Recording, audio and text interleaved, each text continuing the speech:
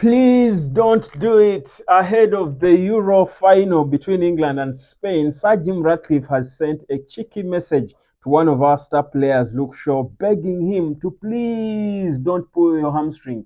But there is more serious news for us to focus on. A new winger is being linked to Manchester United, an Israeli-born Ukrainian who is now on holiday, 26 years of age, but he is emerging among the players that INEOS have on their list of wingers they want to bring in. Welcome to the United of Sport. My name is Webb. This is the quick Sunday update. And of course, it's always different on Sunday. The tone is different. The banter is different. And it's good. Sir Jim, Mr. Man United himself, has set the tone for what should be an exciting Sunday for us to lean back and wait for late in the night and enjoy Kobe lift the Euro title. Isn't that what we're all praying for? I hope we're all on the same page in that. But let's get proper into it. So, there's this young boy called Victor Tsygankov. He is a Ukrainian player but born in Israel, and he's an attacking midfielder, plays as a winger as well. Now, clearly, we see now that INEOS are now back focused on trying to look for options when it comes to the wings. They don't seem to be convinced. They have never been anyway. No wonder they were also interested in signing Michael Olise. They have never been convinced by the group of wingers we have, the likes of Antony, the likes of Ahmad himself, of course, the likes of Jadon Sancho now, who is still training with the team, but we know, honestly, they're looking for a buyer. The likes of even Rashford, you can add him to that group. All these wingers we have, and Facundo Pellistri, there are so many, by the way. I think we have more wingers than any players in any other departments, yet it is probably one of our most struggling departments. But INEOS have consistently been looking for someone out on the market, and we know that talks have been initiated between Man United and PSG over trying to get Javi Simons. Now we are not certain. Man United is not certain that they'll be able to get Javi Simons on loan from PSG, so they've got other plans in place. And this is how this boy comes into the picture. He's one of those exciting kids, plays for Girona in Spain. And you know the kind of football that Eric Ten Hag would want to play with Man United is football that calls for those exciting, mobile, animated players up front in terms of the forward positions. That's why, because they want players who can play, not just naturally being able to give you like Rashford. The reason why Rashford struggles with Eric Ten Hag is because put Rashford through the central axis, he will give you nothing. Put him on the right, he will struggle a bit. He doesn't even want to play there. He's the kind of player who only wants to flourish playing off the one side, off the left. Now, Eric Ten Hag wants players who can keep switching to form a puzzle. You know that one at some point you can pass through the middle. Bruno goes wide, the number 10 goes wide on the right. Then Garnacho comes in the middle and switching like that, which is something that Amad Diallo does impeccably well. I wonder why they don't want just let the boy just have his time and his chance, because this should be his year. But going back to this boy, he's a boy, the kind of player who you think sort of suits the profile of the winger United want, and or Eric Ten Hag would want in his team. And now he's even the Borussia Dortmund Dutch forward who plays for Dortmund, the Melen, Doniel Melen, Melen. That's another kind of profile of a player. You would see how Ronald Koeman would switch him from the wing and put him in the middle. So this is the profile of the winger that Eric Ten Hag would want in the team. That's why I'm just giving you that background for you to have an idea of which player they are looking for and why we're being linked with Javi Simons, and it makes sense. Michael Olise made sense. You look at all the wingers we are linked with, and now this boy. He's a promising young player who, of course, not so young. He's 26, like I said, but he has sort of earned the right to be in conversations because one, in 30 games, for example, he scored 8 goals and assisted 7 times for Girona. That's amazing for any winger. You want a winger who can come out to assist, because that's exactly what we are lacking. That creativity is what we are lacking in the team. So you look at him as someone who can come out there and add something. So Man United are seriously looking for a winger, and this boy would not be brought in on loan, because Javi Simons is looked at as a loan prospect because one, he could be extremely expensive for Man United to try and buy, but also two, PSG might not be willing to cash in on him now. So but the boy himself wants to move to keep playing elsewhere on loan. So Man United can get him on loan, but if that fails, United are looking at this boy, according to reports we get, as Shankov, they are looking at him to buy him because his buyout clause currently with Girona is affordable. It's just about 30 million euros. And whereas Girona would want to keep him, even Arsenal are interested in him. Aston Villa as well have shown interest in him. In fact, it is said that Eric Ten Hag spoke to him already. It is also said that Unai Emery of Aston Villa as well spoke to him.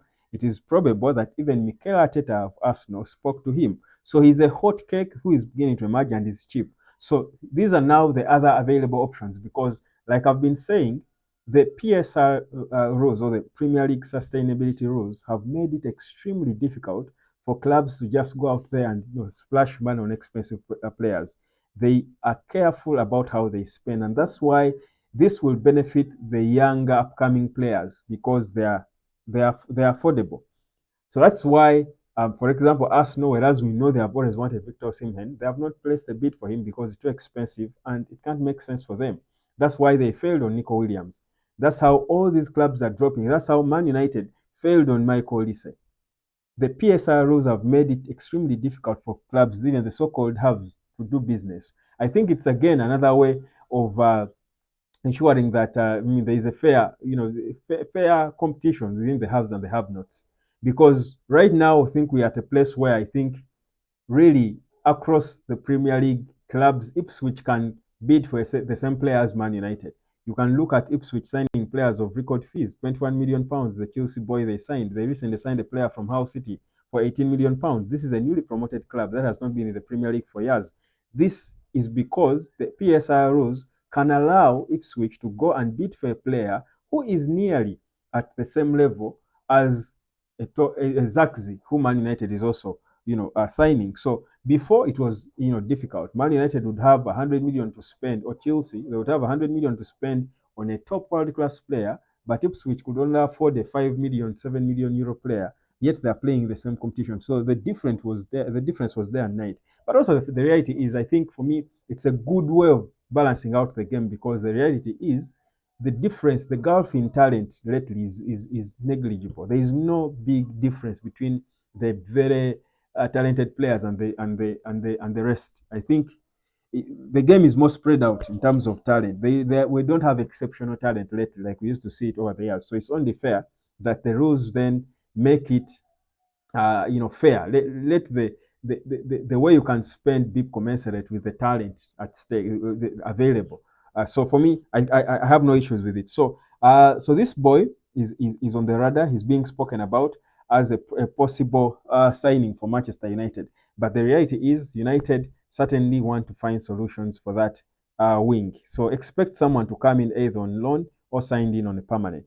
Now, I want to drop this again and again, guys. Drop down in the comments and give me your 2 cents about this. Let me just even. I'm referring to the ones we have, the ones who are there. Drop one, start one, drop one, bench one. Okay, let me take it back. Of all these players who I'm going to list, they're all wingers. Anyway, you start one, bench one, sell one, and slap one. So there are four, and these are the players: Amad Diallo, Anthony Dos Santos, Jadon Sancho, and who is the other winger we have? Marcus Rashford. Start one, bench one, drop one or sell one, slap one. By slap, you know what I mean. They are surplus you require. You don't even want to think about them. Those four. Give me your 2 cents in the comment section and let me know. So this is to again give you an idea of, because whichever winger Manchester United would bring in is most probably going to be among the top two priorities for the manager.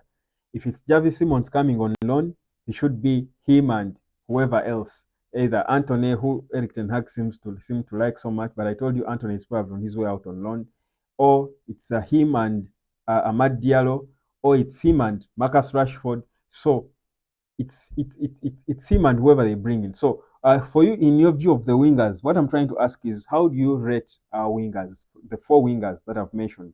Jadon Sancho, Marcus Rashford, Amad Diallo, and Anthony Dos Santos. And I've not added on Facundo Pellistri, hoping or assuming that Pellistri is going to leave.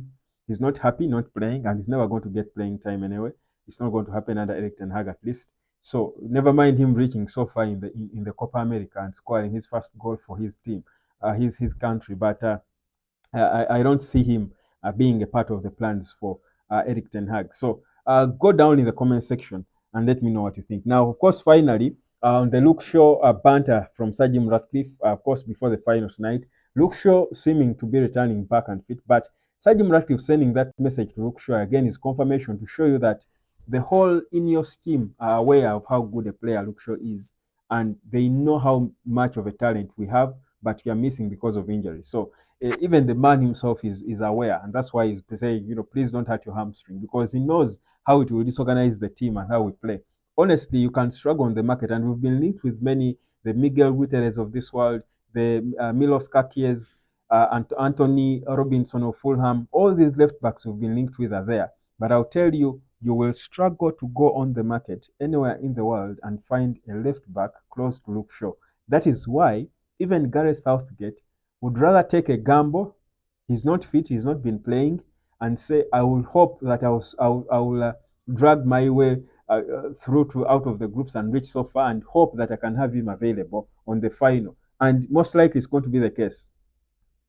So by the time your national team, with all the options that England has of fit left backs, they said, let's take a look. Shaw, who last kicked a game in Feb for 30 minutes, 45 minutes, played half a game in Feb. He has not been fit. But even when you hope that he will be fit, even if he returned, you wouldn't be sure which levels he would have. But the manager is saying, for a big competition like this with his job on the line, he's saying, I would rather gamble and have him leave all these other fit left backs.